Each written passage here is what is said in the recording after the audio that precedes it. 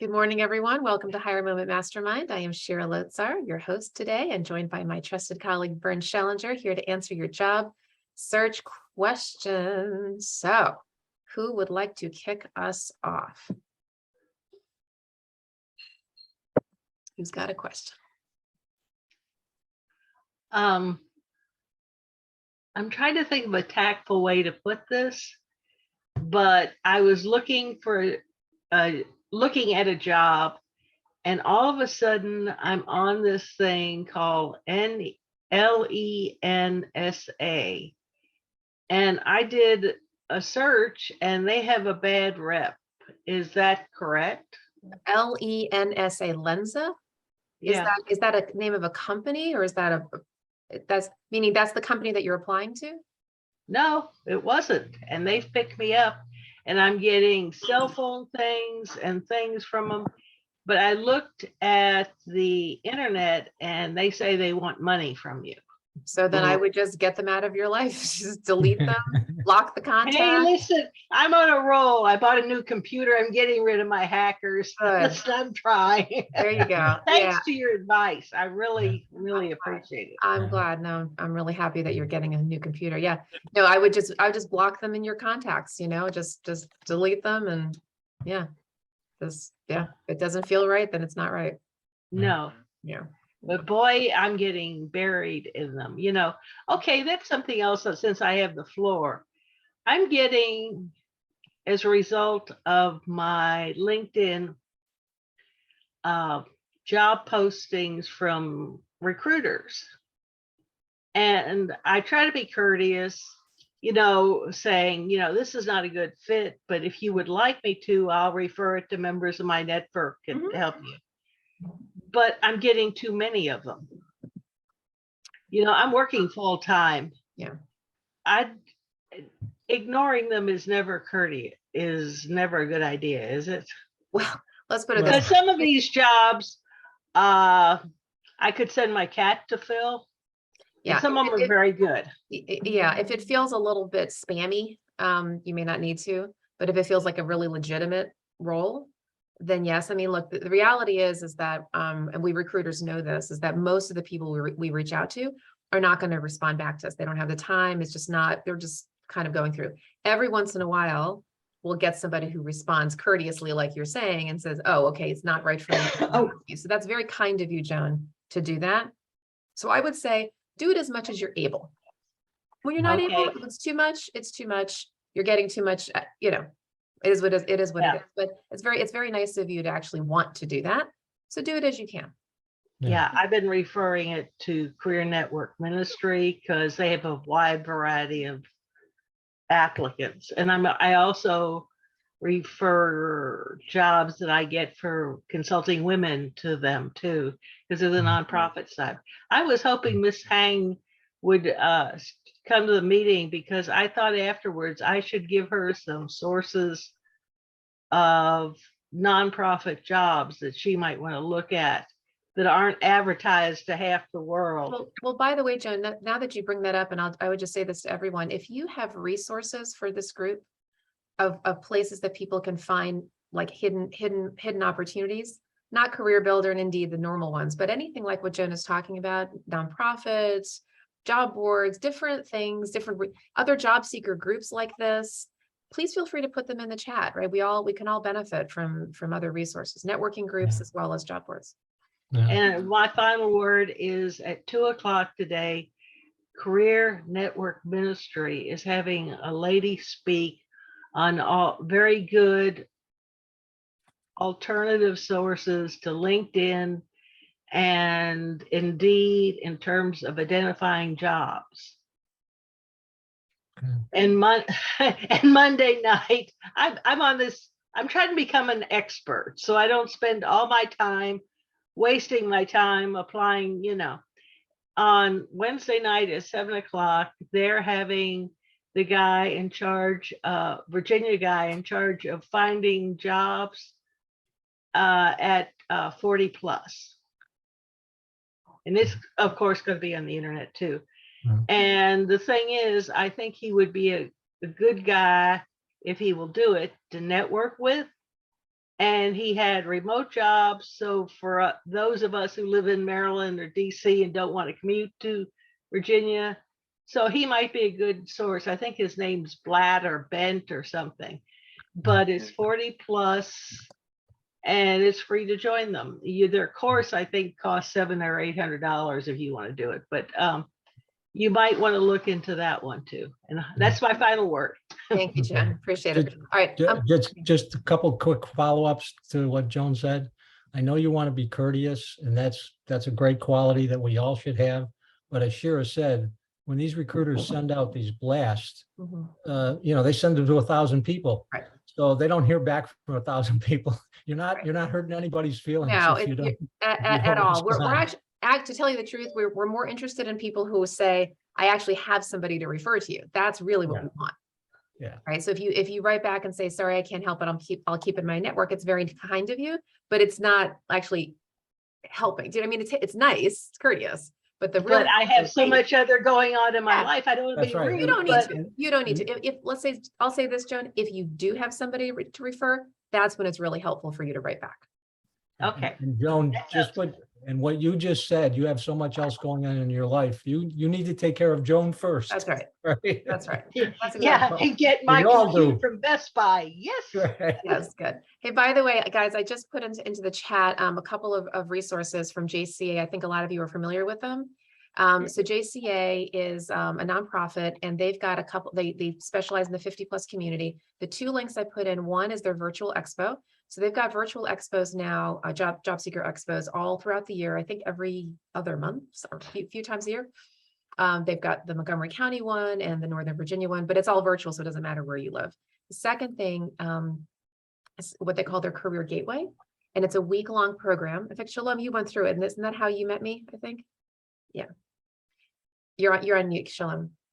Shalom, you're on mute.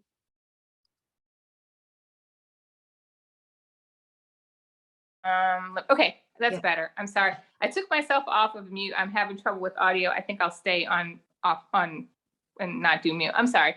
Anyway, yes, Shira, I graduated from Career Gateway. It is awesome. It is, I think it's like $75. Exactly. I do scholarships every year with Jody and the JCA people. I sponsor 4 people a year. It is the best $75 you will ever spend. And to Shira's point, it's a 4-day long course. They have anything job search related. They have incredible coaching.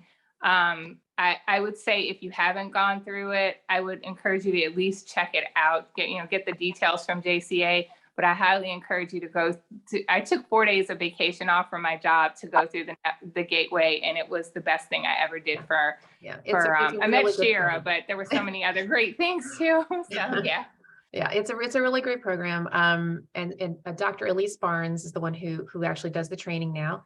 And it's not 4 consecutive days. It's over the course of like a week and a half. So it's like a Monday, Wednesday, Friday, Monday. Right, exactly. It is. All day though. It's all day. Mhm. Like the whole job search, soup to nuts. So they bring in some speakers. I happen to be one of them, and I do a LinkedIn training. So if you're interested in my LinkedIn training, which is like 2 hours long, that would be the place to find it. But Elise is fabulous. She's just great. She's a LinkedIn expert as well. So highly recommend it. And again, it's $75, like Shalom said, and they're signing up people now for the September, for their September course. So that's Jason. And if you can't afford the $75, ask for the scholarships. You don't have to have income requirements or anything like that. There are people that have graduated from the program that always sponsor. I'm one of them. And so just ask Jody if you could get a sponsorship if you're in the middle of a job search and you can't afford the $75.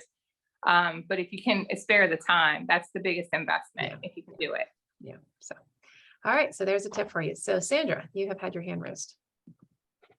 Yes, but Joe is sharing about the information or the from that place, LENSA.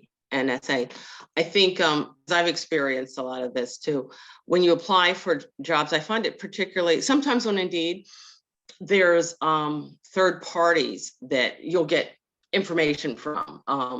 And will feed you some of the same jobs that you saw on Indeed, but you do tend to get just a whole plethora of them when you apply for certain positions. I'm not sure if that's what happened, but that's what happened when I applied to a couple of jobs on Indeed. Okay, thanks for that, Sandra. Ty, did you have a question? I thought you had your hand raised. Yeah, I know you probably talked about this before, is you build this great network, and myself, I've been in the job search mode for a while. Can you give me some tips or things or messages as far as like what you say to these people instead of them saying, oh, you haven't found a job yet? When you loop back with them, you give them a report, you tell them, okay, I've applied for this many jobs, I've interviewed with this specific companies. Can you give me some suggestions on messaging to the network? Oh, Vern, I'm going to toss that to you first. Say that again, Sharon. I'm going to toss that question to you first. Well, one of the important things to do is, and it just looks like you're doing it, Ty, is to stay in touch with your network, because again, if you're meeting somebody for the first time, and let's suppose it's a good conversation and they offer to help you, but they're not somebody you know really well at this point in time, a month later, they're not even going to remember you. No offense, but the world just, right? I mean, we're all so busy that to remember a conversation I had a month ago with one person. So it's important as a job seeker to continually keep your network updated on the progress and so forth and so on. And again, you can do that, you don't want to send them an email every week, but once a month or once every couple of months, you just stay in touch with them and giving them an update. In terms of if somebody's, I mean, the last thing you said was about, well, you haven't found a job yet. Is that what somebody told you, or is that what's in your head? Basically, that's what is, I'm thinking that they're thinking, no matter what I tell them. Oh, here's this guy, I networked with them, a month ago or 2 months ago. He's still looking for a job. Lots of jobs out there. That's why I'm concerned about the specific messaging. What you actually say to these people. Do you send them an article, you say, you think you might be interested in this article, or do you actually give them some statistics, or you just like 2 lines, hey, just how you doing, still out there looking for this, can I help you with anything, have a nice weekend. Yeah, the more specific you can be in your communications to your network, the better. And again, it's somewhat, if you've got, let's say there's 20, 25, 30 people you might be in touch with, you've got to try to, make your message as pertinent as possible to each individual based on what you know. I would not, and I know it's tough as the job seeker, mentally to, oh God, I keep coming back to these people. But if they've offered to help you, just assume that they're still willing to help you. Right. It's just in a tough situation as a job seeker. So let me help reframe this a little bit. Okay. And we've talked about this a little before, but I really want to emphasize this. Your mindset is very important as a job seeker. Okay. And I'm going to be really clear about this. Your job search is not about you. Your job search is not about you. You think it is. Got to put food on the table, want my career path, all this stuff. When you make it about you, then all this desperation, all this stuff comes up. It is not about you. You are here to serve others through your work. You are all gifted and you are talented and you are divinely appointed to do the work that you're doing. Your network needs to know about you so that you can help solve their problems or the problems of their colleagues. That's why you're working. Yes, you get food on the table. Yes, you get career satisfaction. Yes, you get all those other wonderful things. Your job search is about somebody else. Do not hide your light under a bushel. You need to let people know that you are there to solve their challenges. That's why you're working.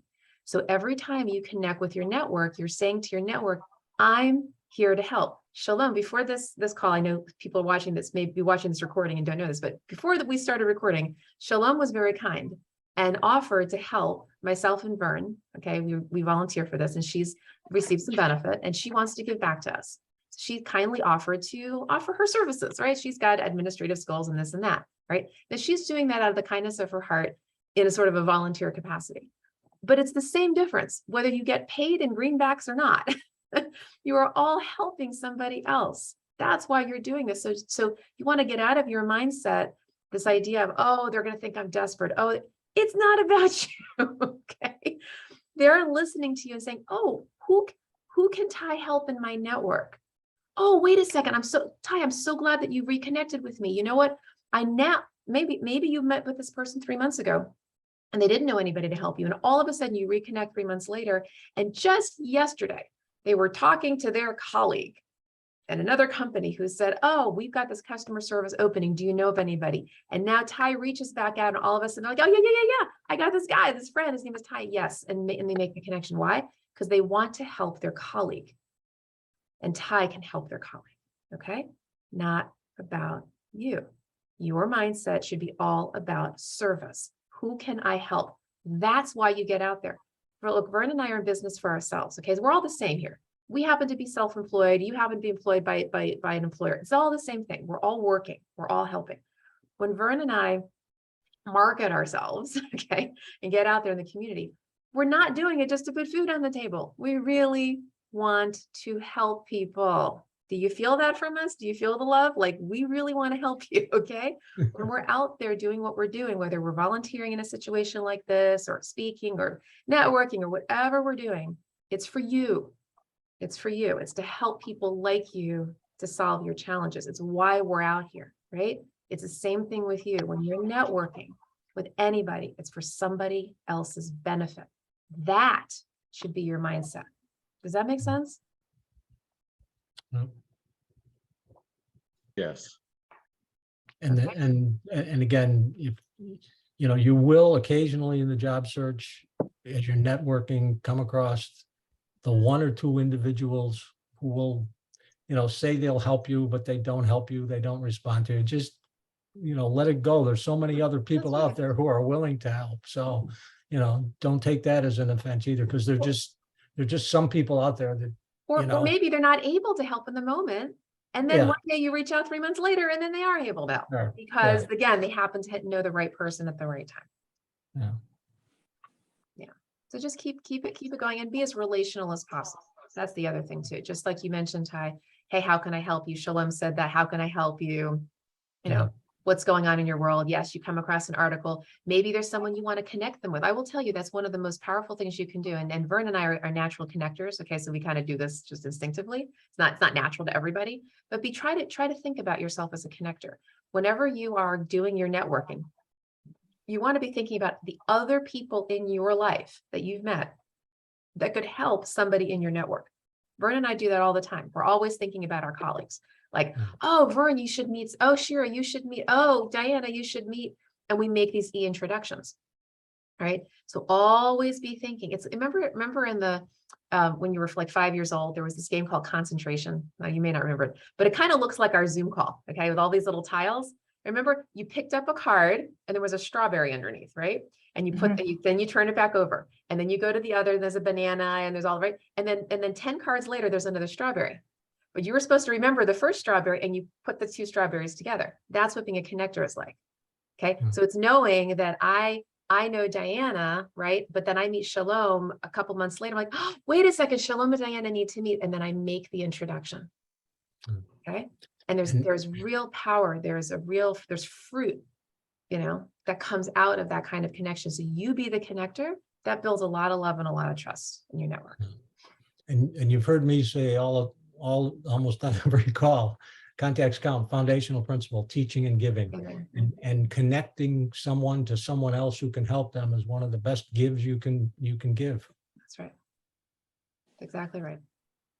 I wanted to just say, Ty, I get it. I've been my job search, I'm going on 8 weeks, and that may not sound like a lot, but I was so sure when I resigned from my last position that it would be maximum a month before I would get a position, considering that, the job market does need good qualified applicants. And I do have a strong network, and I'm in 8 weeks. So I'm at the 8-week mark in my search. So I understand what Ty's talking about. It's so easy to get in your head and start thinking in terms of what other people might be thinking of you. So Shira, thank you for the advice about it not being about us. It's important. But Ty, I get it. And And, You're amazing, Ty. Just remember that.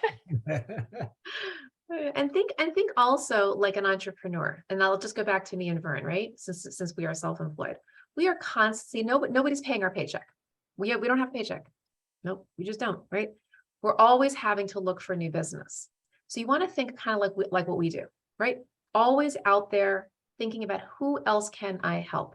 So it's always it's a real forward-looking mindset. Think of yourself like a farmer. Plant more seeds, plant more seeds, plant more seeds. You never know which seeds are going to sprout. A good farmer is always planting seeds. A not so good farmer plants a few seeds and sits there and waits. Okay, sprout. No. He's like, no, we know that the squirrels are going to eat some seeds and the rain's going to wash some stuff away. More seeds, more seeds, more seeds, more seeds. You never know. Always be planting. Don't be focused on the seeds you've already planted. Focus on the new seeds. The old seeds, some of them will sprout. What I found is that what happens to a lot of job seekers is they get so fixated on the one seed. I have a coaching client who wrote me the other day, and he was fixated on this one job. Oh, this job. And he kept following up, and they kept saying, oh yeah, you're in top consideration, and he didn't get the job. And I could show you the text. He says, I feel defeated. Well, there's no reason for that. I mean, I'm sorry that he feels that way. I hope he feels very encouraged, but there's no reason for that. Go after the next seed. It wasn't your job. It wasn't meant to be. Okay. God has something else for you. More seeds, more seeds. Always have a forward-looking mindset. Not look out at the windshield, not the rearview mirror in your job search. Windshield, not rearview mirror. Don't be focused on all that other stuff you planted and the interviews and I'm having a second level interview and I hope I get, no, if it happens, it happens. You focus on the next thing. And I just wanted to say, I can't really type because my hands are all messed up, carpal tunnel, but First Baptist Church of Glen Arden is a multi-million-dollar African-American church, and they're hiring administrative coordinators, director of special events assistant. So don't forget about the mega churches in the area that have those budgets to hire people just like you. Thanks. Thank you for that, Sil. Shalom, that may be something for you to consider. To say, I may need to get in touch with Sil because I do event planning. I to Shira's point, my resume is filled with all kinds of, I can do just about anything. So yeah, so I may contact you offline. Thanks a lot. All right, Ty, and then Diana, I think you had a question. I have a quick question, and thanks for the praise, Shalom. If you're talking to your network or emailing or contacting them, would it be a good idea to say, if you're working on a project at work or you have some ideas you want to bounce off of me, feel free to contact me for my input? Just Absolutely. okay. Absolutely. And by the way, another step there, okay, beyond that, that's great, offering help. Something else that we never really talk about here is offering yourself in a freelance capacity. Yeah. You all can do that if you're not currently employed. And even if you are currently employed, sometimes you can do that on the side. Offer contract work, temporary help, part-time help, what we call gig work, right? A lot of companies don't have the capacity or the need even to hire somebody full-time, but they have a project that could be extra income for you. You could be building your network that way, showing your credibility to that company. If things go well and they do get a full-time job, they could be considering you. Always let your network know that you are available, if presuming you are, that you're available for freelance opportunities. Okay, always say that. And I'm gonna bang my networking drum again, Ty. Rather than asking them, could I help you? Is there a project that I could help you with? Again, in order to give back, you need to learn as much as you can about the other person. So, thanks for your help. Tell me a little bit about what you do and tell me about your job and what are some of your challenges. And in listening to them, then you might say, oh, wow, you're working on this project. I've got some information on that. It's even a better offer because now you're more informed as opposed to just saying, is there anything I can help you with? If you're engaging them in a conversation and you're learning about their challenges, their goals, their objectives, then you might be able to proactively offer your, and it's a clear match. Yeah. Always be specific. That's great, Vern. Ask what's going on with them, and then you address their specific need. Because otherwise they don't really know how they can use you because they've got lots of challenges, but they don't necessarily know your skill set. So you ask them what what they need. Yeah. And then you can specifically say of that, all the needs you mentioned, that thing I can help you with. And again, if you can't specifically help them, which would be the greatest thing, because then they could see, they get to know you even better in your skills and your behaviors. But if you know more about them, then it's easier for you to find an article to send to them or to connect them to someone who might help them. So there's so many ways to give, but you have to really learn about the other person. That's right. Yeah. Diana, did you have a question? Yeah, actually, everything you've said does answer my question, but I'll pose it again because I was going to ask for specific scripts. I attended a webinar with a gentleman who's very wired into the small business community, but even larger than that, and very much into the content marketing world and repurposing information. It was an excellent, excellent webinar, and he invited people to contact him, and I reached out to do that. I'm going to talk with him this coming week, and he's a very open person, I can tell. So my question is, and again, you've answered it, so I need to go over some of the notes I'm taking, but for me, because he has such a very viable network of people who need help, that and the audience was a lot of small business owners who actually were there because they wanted to learn how to do this themselves, but I'm sure they'd be happy to bring on people to assist them with some of the content marketing. So the question for me, the ask certainly would be, how can I connect with some of the people who need assistance in the network that he has established? And I don't want to be that blatant about the asking. So some of the things that you've said certainly help. I just want to shape the questions in addition to what you said about learning about him, and that webinar was an excellent background about him. Shape the questions in a way that I could connect with him in a fruitful way that may evolve into some business or projects for me. Vern, do you want to do that first? Because I have an idea. Okay. Well, to your point, I go back over the webinar, whatever your notes are there. And is there, so the first question that would come to my mind is, I heard you say this about XYZ in the webinar. Can you tell me a little bit more about that? How does that help, how does that help small business business owners do content marketing?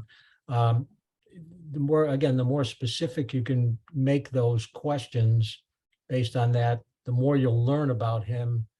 And then sometimes in that conversation, the opportunity will come up, say, I think I could probably help some, if that's where you're going. I'm not quite sure. Are you going, you'd like to help these small business owners do content marketing? Yeah, that would be on a project Yeah. basis. Absolutely. Yeah. Okay. Yeah. So Sure. yeah, first, and I realize this comment really is very much for Diana, and obviously everybody else is listening in, but this is kind of a tailored thing.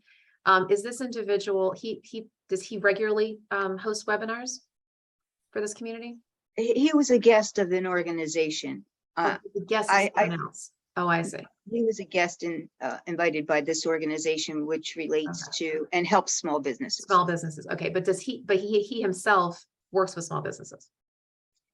Yes, he does, but I believe he goes beyond that as well. Okay. Larger side, yes. Okay, so I don't know whether he does a lot of public speaking or what have you, but what you could do is, and this would be from a networking perspective, you can say, look, I have this particular skill set in PR, content marketing, so forth and so on. I'd like to brainstorm with you to figure out how I can be of help to your small business community. So maybe we do a joint presentation, or I do a presentation for you, or if you have a newsletter, I'm happy to contribute thought leadership to you, whatever. But how can I contribute value to that population, right? Give back kind of a thing. How can I educate them? Because that's part of your business development, right? Is educating. So I would do it more from that perspective, not just, hey, can I market to your people, but can I offer something to your people? Can I educate your folks? Can we think of a creative way for me to do that? That's great. Yeah. Good. Thank you. Yeah, you're Mhm. welcome. Sure thing. All right. One thing I wanted to say was, don't forget about posting your resume on Careerbuildermonster.com, even Craigslist. I think I might have mentioned once before, I got a job from posting my resume on Craigslist. The CEO of the contracting company didn't have my contact information on there, but found me on monster.com and I got the job.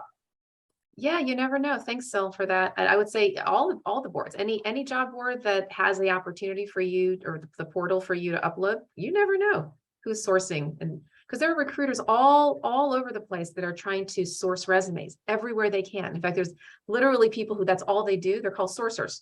They just literally source candidates. They put Boolean strings in Google, right? And they're constantly looking for resumes everywhere. And if your resume is all over on job boards, you could be found. You never know. Great. That's a great idea. So thanks. Jarrell, good to see you from the Bob K coffee yesterday. Thanks for being here. And do you have a question for us? Thank you. Thank you for welcoming and inviting me to this event, and I appreciate it. I asked the question yesterday, but I'll ask a slightly different question. I guess, as I've been looking at my job search, and I think I shared yesterday that I have an employment gap now. I know Shalom, hers is 8 weeks, mine is much longer than that. And so I think I know the answer, but I just wanted to hear the perspective again as it relates to, because I've been applying for quite a bit of jobs that I feel like I'm qualified for, and to your point, making sure that I'm looking at the top 5 items on their list, making sure I can do all those things. And it just seems like I'm just not getting any callbacks. Some of them are one level below from where I am. Some of them are right at the equivalent level. All of them are Fortune 500 companies, which I worked for before. And so I was just wondering what perspective, what may I not be doing? And I think it's going to come down to networking, but I just wondered if you had any additional perspective to add and what I need to change moving forward as it relates to my approach to job seeking. Absolutely. Since you mentioned Fortune 500 companies, you are dealing with the ATS problem, okay? The applicant tracking system. That is a database that probably most of you have heard of this concept. That's a database that employers of larger companies, when I say larger, I don't just mean Fortune 500, basically any company that has like over 200 employees, 300 employees is typically going to have an ATS because they have enough job openings, right? With enough candidates pouring in where they have to have a centralized repository. Well, it's lovely for the recruiter, but the problem is that it can put you into cyberspace, right? And actually the recruiters feel that as well. And the word that the concept that you're going to hear probably just about every job search group you go to is keywords, keywords, keywords. The recruiter, and Sandra George is on our call here, who's a recruiter herself, corporate recruiter. Will attest to this, I'm sure. That recruiter is typing in that ATS. They're looking for keywords related to that job. Okay. If you do not have the keywords in your resume, you do not get found. You could be the most perfect candidate in the world, but y'all are missing each other because of the keywords. Your job is to comb through that job description. Yes, in addition to looking at the qualifications. And I mentioned to Jarrell yesterday on a separate call, look at the first top 3 to 4 qualification bullets to see if you really qualify. But if you do, you look at those qualifications, but then look all over the job description and look for the keywords that they use. Those keywords have to be an exact match. And I mean, really an exact match. So for example, the example I like to give is, what is the difference between event planning and meeting planning? Well, look, if we have any meeting planners on this call, they probably say, yes, there is a distinction, okay? But the reality is they're synonyms. They're kind of synonyms. So an employer might say event planning, but on your resume, you said meeting planning. You need to say event planning, all right? That's subtle, really, really. So you've got to comb through that job description and find the keywords. So number one, you want to have them, but you also want to have them in a distinctive place. So for example, at the top of your resume, you could have a section that calls out, let's say 10 different keywords.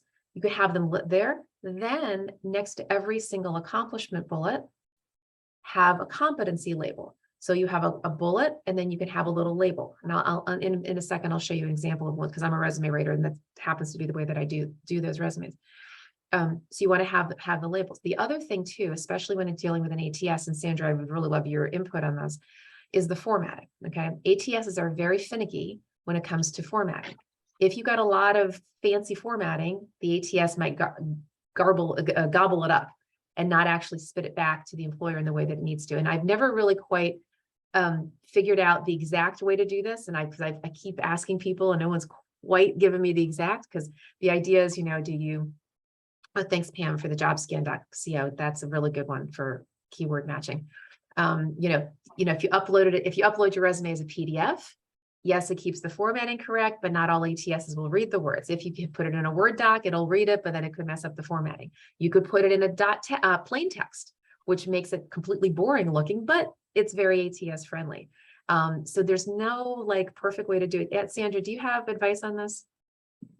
Yeah, and totally agree. So for example, some companies, maybe about 25% of the ones I've applied to, and I applied for the smaller companies, Drill, because that's where my lane is in Shearer. That's been very helpful for me to just focus on your lane. But anyway, so my lane would be companies at 250 employees or less. So some of them will say, I want a plain text resume, which for me takes a little work on my part because we're used to doing the exact opposite, but that's what they require.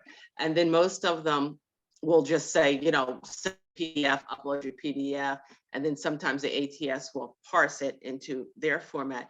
But overall, when you're uploading it, what I've been told, and some of the recruiters that I hear from, they will say is, just concentrate on just doing bullets and a little bolding. Some will say no color, but it depends on the ATS too, So I think some of the more sophisticated ones, like let's say like iSIMS, it doesn't really matter, but some of these smaller ones, they do have a little more difficulty. But basically I use a PDF that tends to work the best and when sending over the resume.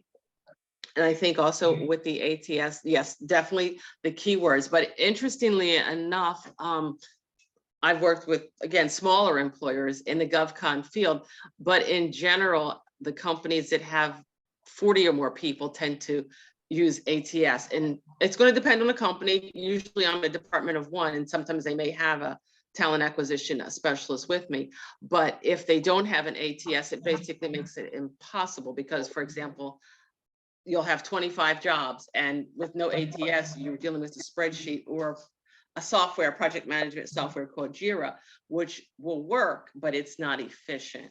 So most of them do use the ATS, and like Shira said, it focuses on keywords. And sometimes the person managing the ATS, usually it could be the talent acquisition manager or recruiter, the hiring manager will say, I only want to see candidates that have an ATS match of 75%. It might be 85%. So what that means is if you're not using the words event planning, for example, then it's going to get scored lower, even though you can do the job, but you do have to find out what those keywords are. And it's definitely your advantage to put them in your resume. But yes, the ATS is. There's a workaround I have heard. Okay. And I'm personally okay with this. And Sandra, you tell me what you think. And it's basically called doing a white text box. Here's what this is. You know what, right, Sandra? Okay. Here's what, now it works in a Word doc. All right. Here's what you do. You take the keywords, or even let's just say there's one, and maybe the one keyword is like in the title, so let's say you're going for a digital marketing director or something. So digital marketing is the main keyword. What you do is you create a text box somewhere on your resume, let's say where there's some white space, right? And you put that keyword in over and over and over and over and over again. Now, by the way, the only reason why I'm okay with this is that if legitimately you have that competency, okay? You don't do it if you don't have the competence. If you do, I'm okay with this. Put that word in over and over and over and over again. And then you turn the whole thing white. You remove the border of the text box. You turn the print white so no eyeball can see it, but the ATS can see it. Okay. The ATS will read it over and over, and then it can raise your score. but the eyeballs can't see it. So from a formatting perspective, it's okay. And the reason again, why I'm okay is if you are legitimately okay, you have it, great. The other thing too is look how we format resumes, right? We format them for optical friendliness. Okay, we bold things and highlight things and all. It's the exact same thing. This is just an extra highlight to say in neon lights, if you will, yes, I have this keyword. Okay, so I'm all right with it. But Sandra, I don't know if you have an opinion about it, or if it works. That's what I have heard that it works. That's good. Yeah.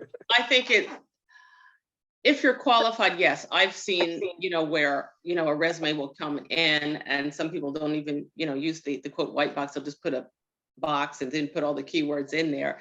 And, that may be great. Yes, you've got someone's attention, but if you don't have the skills, then you've actually made it worse for yourself. You're clearly not going to get the screening call. You've got to have it. Yes. So if you're 85% qualified, or you just, maybe if you want to, but if you can do the job, great. But, yeah, sure, it works for the candidate. And, I think on the recruiting side, if you got a high workload, it just makes it harder for them. But it is what it is, but only if you're qualified is my point. Absolutely. And it's the same equivalent as, when you're on your resume, let's say you have I'm going to use digital marketing as the keyword. You have digital marketing in your headline, digital marketing leader. And then you have a little normal text box, where digital marketing shows up. And then again, you have it next to your accomplishments, right? It's the same thing, whether you do a white box, whether you're just repeating the keyword over and over again to make sure that from an algorithm perspective, you're being seen. Same thing on LinkedIn. When somebody does a search on LinkedIn, let's say I'm a recruiter and I go there and I'm looking for a digital marketing leader, LinkedIn's going to pull you up depending upon how many times that's mentioned. So if you have digital marketing in your headline and you have it in your about section and you have it in your job titles, you're more likely to be seen to come up right in the first or second page than if you didn't. So this keyword thing just keeps coming up over and over and over again because we're in a technology world. We're less in the eyeball world. Okay, it's a computer that's screening you, not a person. At least for companies that are over 200 people. So now I work for a federal agency. So do you think that will work for USA Jobs in the federal resume with the white? Yeah, I don't know. And here's where I'm going to punt. Okay. So Corliss Jackson, some of you may know her. Her expertise is helping people with federal jobs. She's actually the best person to ask this, and I can put her contact information in the chat. I believe for her, what she would say, I don't think it's a white text box thing. I think for her, what she would say is that a couple of things. Number one, you have to, when you're filling out that USA job, the questionnaire that they have, that you have to answer the highest number possible. In fact, sometimes it's like you have to almost have to give all fives. As she said, how does she put it? Answer the questions like your grandmother would answer them about you, because your grandma loves you, right? And she's going to say all kinds of great things. So answer it like really, really high level, because that's kind of what they're looking for. In addition, you have to basically tell them every time you tied your shoelaces. It's a very different kind of resume than a private sector resume where we're trying to keep things concise.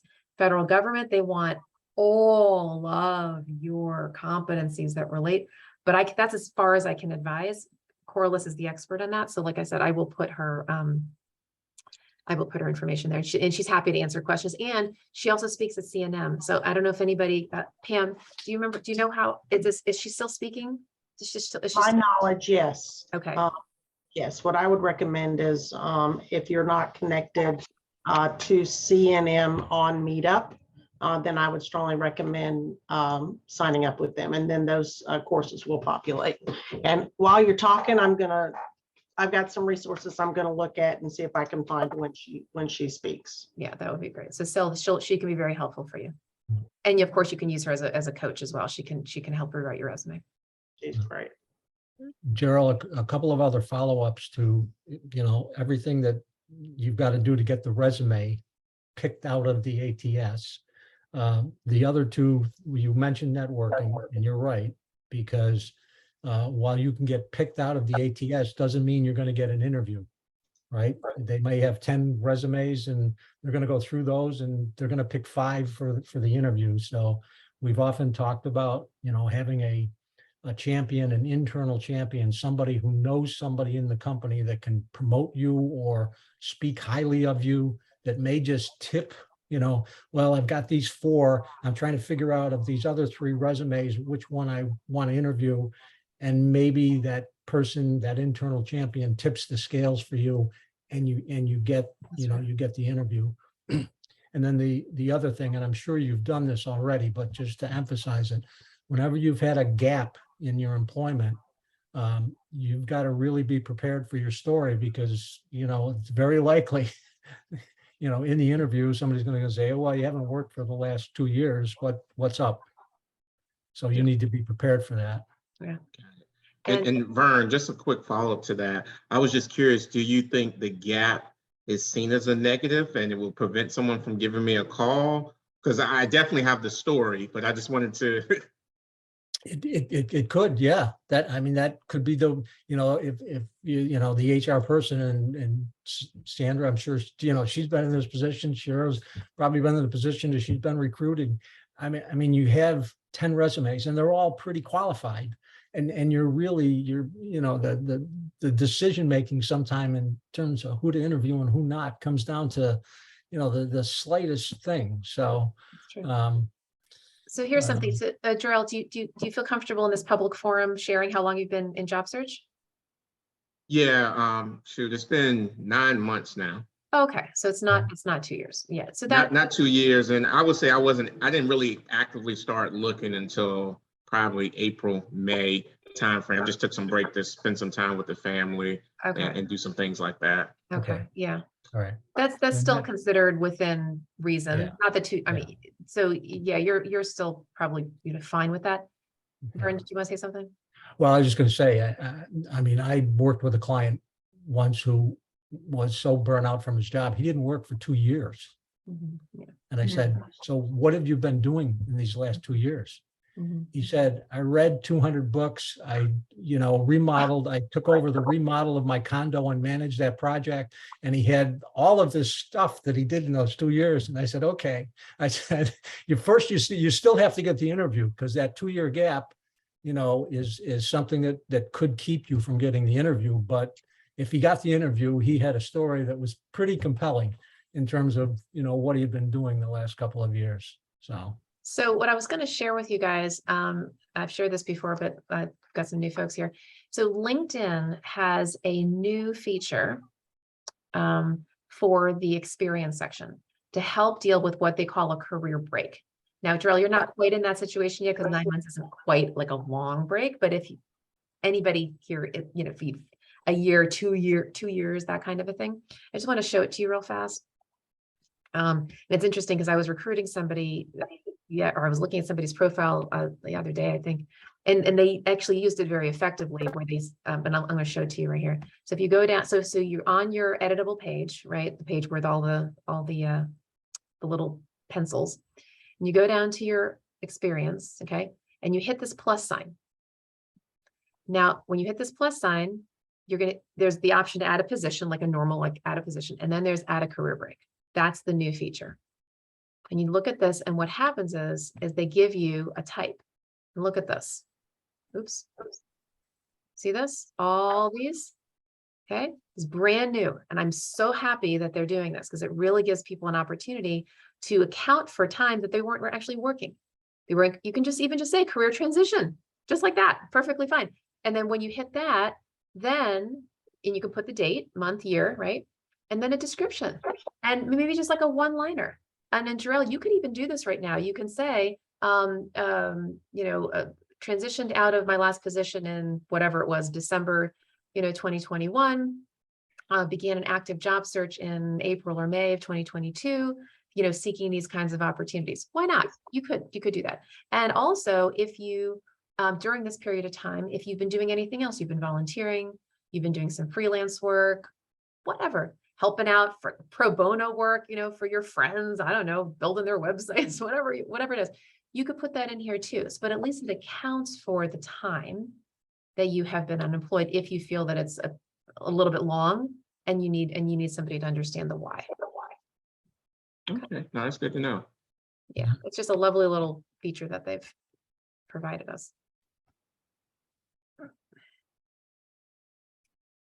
Ty. Just to piggyback on what Vern said, yeah, you definitely have to be prepared to explain in an interview. But I had an interview within the last week with an internal recruiter, and she looked at my resume and she saw there was a gap, and she said, "Oh, pandemic, okay." And I didn't even mention that. And just That's- like that, she didn't question, what are you doing That's now? a really good point. I completely forgot about that. Yeah. Anytime people have transitioned over the last 2 years, it's true. I forgot. Yeah, we do oftentimes think pandemic. Yeah. Mhm. That's right. Or at least as a reason for somebody leaving, you know. But yes, but even during this job search time, even though, yes, it has been a good market, we're aware of the fact that there's just a lot of volatility. And I was gonna say, I walked around and actually knocked on doors at a professional park where there was a bunch of businesses, and I was able to talk myself into a job. I also did that before, and I found out that there was a job fair that the company was having. So I know it's a pandemic, but hey, give it a try. I guess the nugget there is be creative, right? Try the road less traveled. You never know. And by the way, too, in your networking, there are all kinds of, we've talked about this before. I'm not going to go in my whole networking speech right now about, and Vern could partner with me on this, or on all the different kinds of people to network with, people who, do what you do, people who are in your industry. But there is also this idea of just expanding your network to just the everybody in your circle. So if you think about, if you did like a little like a hub and spoke, okay, so take a piece of paper, put yourself in the middle in the circle, and then do all these little spokes, okay? And all the spokes are all of the different communities in your life.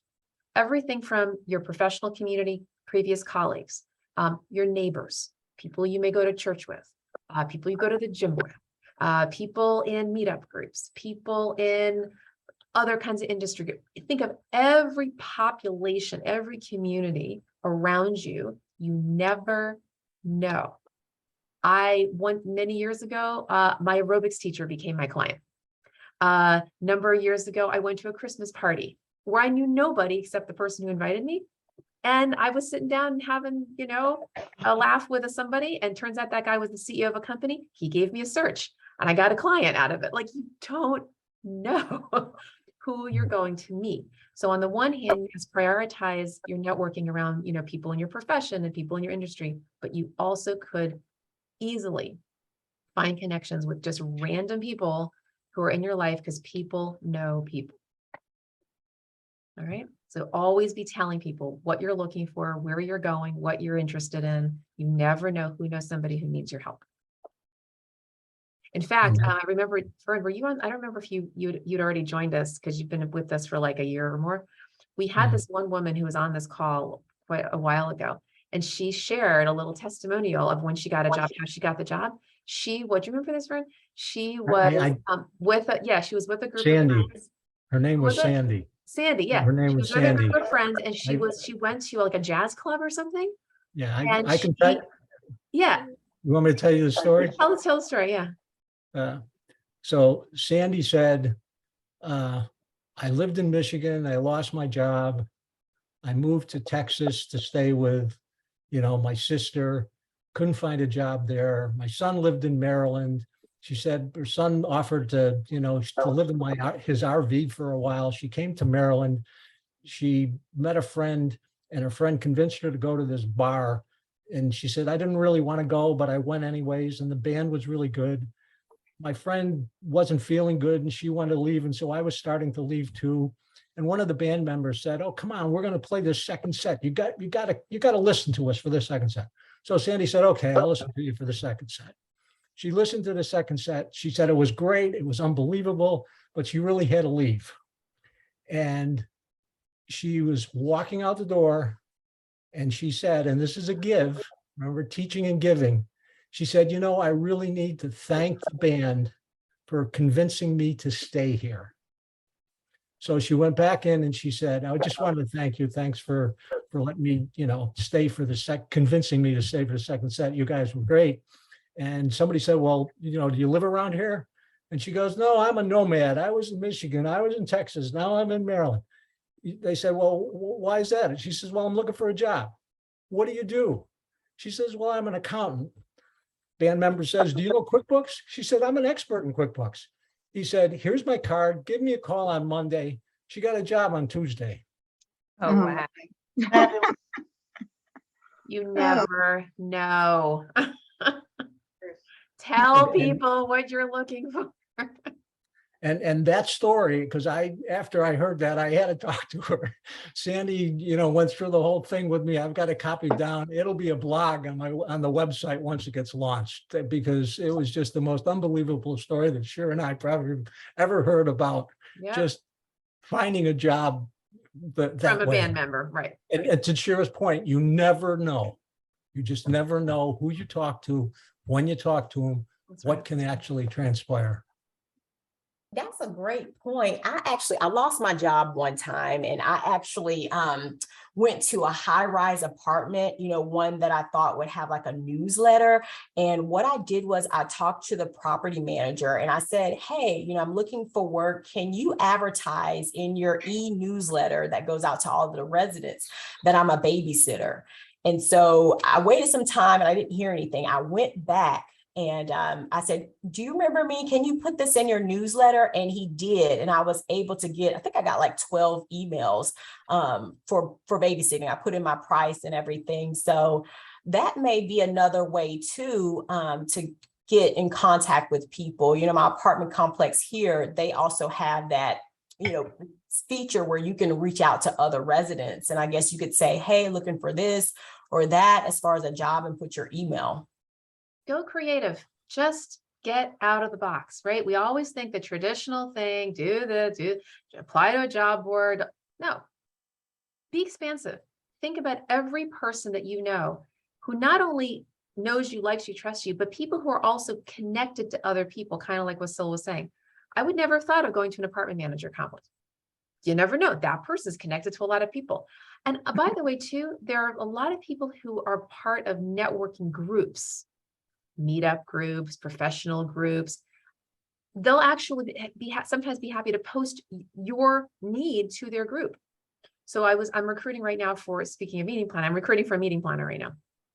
And I went to LinkedIn and I, reached out to a whole bunch of people. And one of the people, not surprisingly, wrote me back. She goes, hey, the job's not right for me. But she says, I'm on a meeting planning Facebook group. Would you mind if I post it there? I'm like, absolutely, please do that. Now that happened to be for a job that I was recruiting for, but it could have been reversed. I've seen it happen where I've been on networking groups and somebody on the group will literally just post somebody's resume and say, hey, this person's really great. If anybody in our community knows of something, please consider them. You never know.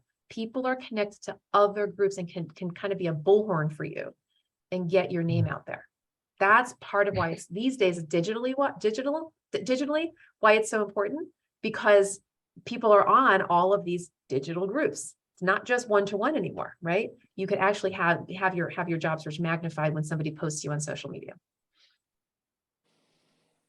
Sure, I was able to post, found some information about Federal Career Connection. My last information on terms of what program CNM has shows them as meeting on Tuesdays, but it says the time and dates vary. So I put a link in the chat for the meetup group for CNM.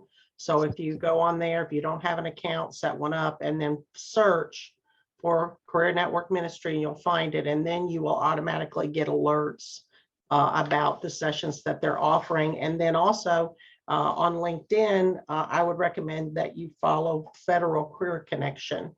They actually have a site and that's run by Alex Harrington. And that's going to have information also about when they're offering and what they're offering if you're interested in a federal job. And then my usual commercial, I put in the link also. CNM offers accountability teams. They begin again on September 19th. And this session will run for 10 weeks. They usually run for 12, but this time it's going to be 10. They're offered at different times, sometimes during the day, sometimes in the evening, sometimes on Saturday. And if you fill out the link is to a form to sign up. And then usually Gail Crockett will give you a call and talk to you. And she does a really great job of trying to align people with a leader that is a good fit. Some people are, just getting started. Some people are more seasoned. Some people have a job and are already looking for another job. And so she's going to match you, not only with the group, but try to also match a day and time that's convenient for you during the weeks. It's great. And I was gonna say too, I was looking to hire someone to do some administrative work for me. And I posted it on the little billboards that they have at the grocery stores and like Panera Bread. And so, I was able to hire someone to do some administrative typing for me. But maybe you could turn it around and say, hey, I'm looking for this type of job, and put the little leaflets with your email on there. I haven't tried that, but it may work. You never know. And I've seen people actually do that on LinkedIn, every once in a while, where they'll literally just do a post, and they'll actually say, this is what I'm looking for. And they get responses. Just get creative. Never know. Remember, you're out there to help other people. Let the world know that you are there to solve their challenges. That's the point. It's not about you. Okay. All right. So on that note, let's go ahead and wrap up. If anybody would like to stay on the prayer call that I'm going to be leading right after this session, you're welcome to do that. Otherwise, we'll look forward to seeing everybody next Friday, 9:15. Have a blessed day. Thank you, Sarah. Thank you, Vern. Vern, I'll be in touch, okay? After